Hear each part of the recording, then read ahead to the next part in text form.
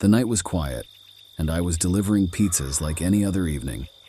But when the order popped up for the old apartment complex on Elm Street, I felt a chill run down my spine. Folks said strange things happened there, but I figured it was just town gossip. Still, the rumors lingered in my mind as I made my way to that creaky, aging building. The apartment complex loomed in the dim light, like a forgotten relic from another time. The paint on the walls was peeling, and the flickering overhead lights barely chased away the shadows in the narrow hallway. I parked my car and grabbed the pizza bag, hesitating for a moment before stepping into the worn-out lobby. The air inside was heavy, and the silence was broken only by the distant hum of a malfunctioning vending machine. As I made my way to the elevator, I couldn't shake the feeling that the old building held secrets, the kind of secrets you don't want to uncover. The elevator creaked its way up to the 6th floor, and as the doors opened, I was met with a corridor that seemed to stretch on farther. The worn-out carpet muffled my footsteps as I navigated the narrow hallway. The numbered doors stood like silent sentinels, each one telling a story of years gone by. I reached apartment 6B, and the door swung open before I even had a chance to knock. An elderly woman stood in the doorway, her eyes vacant and distant. She took the pizza without a word, her gaze fixed on some unseen point beyond me. I mumbled a quick, "Enjoy your meal," and turned to leave, but a soft voice stopped me. "Have you seen him?" the woman asked, her voice a whisper that echoed in the empty corridor. "Seen who?" I replied, glancing nervously down the dimly lit hallway. "The man in the mirror? He watches us all," she said, her gaze still fixed on that invisible point. I nodded awkwardly, my mind racing as I retreated from 6B. The rumors weren't just stories, they were woven into the fabric of this place. I couldn't help but feel a shiver crawl up my spine as I continued down the corridor.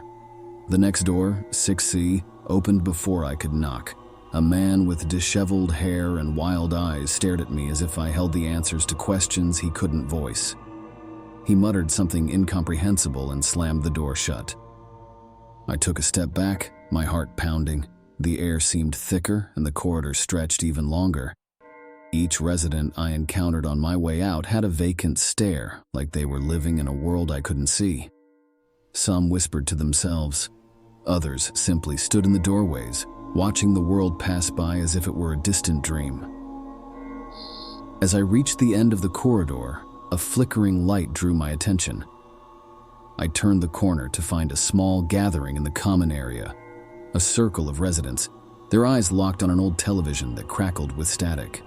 The news anchor's voice was distorted, as if it echoed from another dimension. "He's coming," one of them muttered, and the others nodded in eerie unison. I tried to slip past the gathering, but a frail hand gripped my arm.